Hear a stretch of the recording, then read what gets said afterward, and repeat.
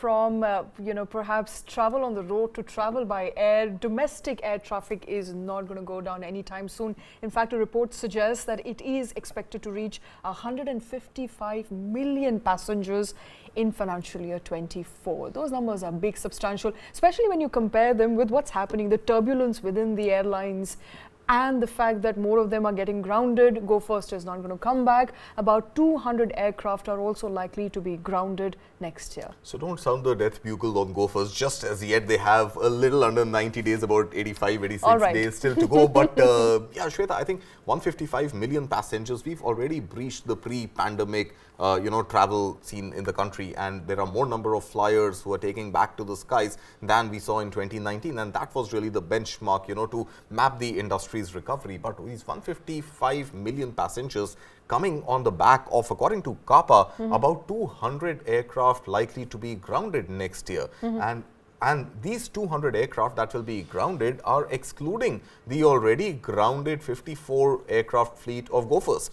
So if you were to knock off Go First also off the aviation skies and look at just the existing players, you have 200 aircraft likely to be grounded next year, out of which almost 45% or 90 aircraft are likely to be Indigo, whereas the balance of about 25-30 aircraft each will come from the stable of Tata, Vistara and SpiceJet.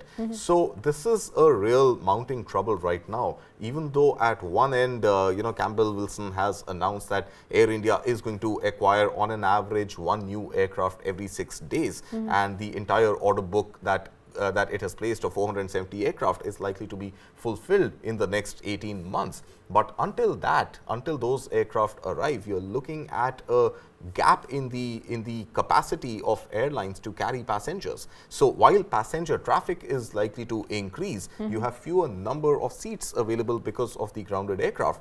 And that math is just going to tell you that prices are going to shoot up. There is going to be higher demand by way of this 155 million passengers, but there are going to be fewer seats to fly passengers, to their destinations using aircraft, because very few aircrafts are likely to be up in the sky as the ratio as compared to those that are grounded. So overall, you will have a situation where there are fewer seats available, fewer carriers with one already knocked off or likely to be knocked off, like you mentioned, and more passengers taking to the sky. So obviously the pressure on pricing tickets and making tickets more expensive will obviously be there. So while it's an opportunity for the carriers, I think for passengers looking to fly domestically at least is going to become far more expensive. All right, not looking good at least for passengers for that matter, but that will not be deterring them, because we've already breached the pre-pandemic levels. We're reaching about 155 million by next year.